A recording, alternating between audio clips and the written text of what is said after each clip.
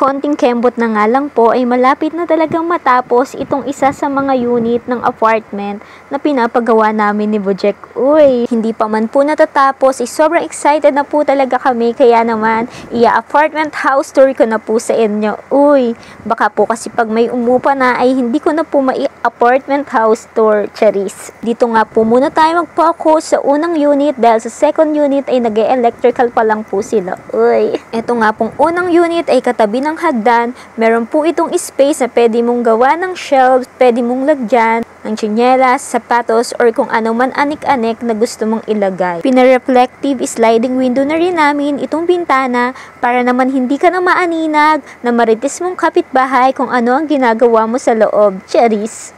At ang grills nga po nito ay nakalagay sa loob na pwede mong buksan in case of emergency. Sa next video nga po ay ipapakita ko sa inyo dahil ngayon po ay di ko na videohan. Tara po at pasok tayo sa apartment na ilang taon din namin pinangarap-ngarap ni Bujek at salamat naman po sa Diyos at ngayon po ay nagkakatotoo na.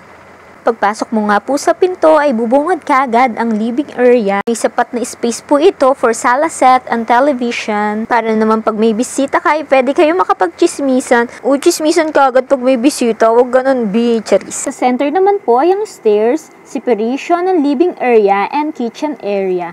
Inspired by Pinterest. Uy, walang ganun tingin-tingin lang yan online, charis. Dito naman po sa space na to ay pwede mong ilagay ang dine-in area. Nai-imagine ko na tuloy na ipaghahain ko si Bujek at ang anak namin ng pagkain. Uy, wala palang ganon, charis lang pala yun. Ang sarap lang talaga mag-imagine. At dito naman po ang space for ref. Meron na po nakaabang na outlet dyan para hindi ka na mag-extension dahil ayaw namin pahirapan ang buhay mo. The kitchen sink of yours with glass washer, dish strainer, and shower faucet. At nagbigay pa ng extra lightning itong glass block na pinalagay namin.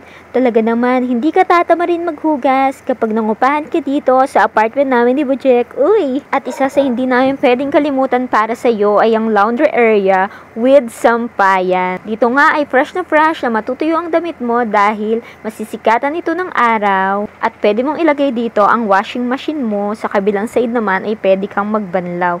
Uy! Dahil nga love na love ka namin, kaya naman ayaw namin pahirapan ang buhay mo, charis. Katabi nga nitong labahan ay ang CR, medyo madumi pa at maalikabok dahil sa mga niliha sa pagmamasilya. Nagpalagay nga rin ako nitong built-in lagayan ng sabon at shampoo dahil katitingin ko nga online ay talagang nagustuhan ko yan. Kaya naman sabi ko nga kay Bujek, kapag nagkabahay kami, magpapalagay talaga ako ng ganyan. Kaya naman pati itong apartment ay nadamay na rin. Masasabi ko nga na napakaswerte talaga ng uupa dito. Bukod sa gwapo at maganda na ang may-ari, ay napakabait pa, charis.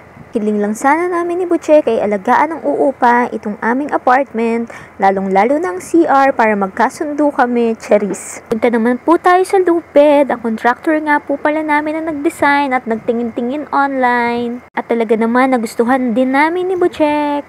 Hindi na nga po ako nakaakyat sa taas dahil medyo basa pa ang pintura. Siguro sa susunod na mga video ay papakita ko sa inyo ang taas. Medyo malaki rin naman po ang size ng loop bed. Pwedeng gawin 2 room, nasa sayo na lang po kung paano mo hahatiin. Sasabi ko lang po ay swak na ito sa isang pamilya na may 2 anak. Kung taga San Pedro Laguna ka at naghahanap ng apartment, comment ka lang sa comment section para makontak mo ko. Pag-usapan po natin yan at baka magkasundo po tayo. At kung nagustuhan mo naman po ang video na to, pwede po pang paki-like, subscribe, and share na rin para naman po ganahan pa ako na gumawa ng mga gantong content. Yun lamang po. Thank you for watching. See you sa next vlog.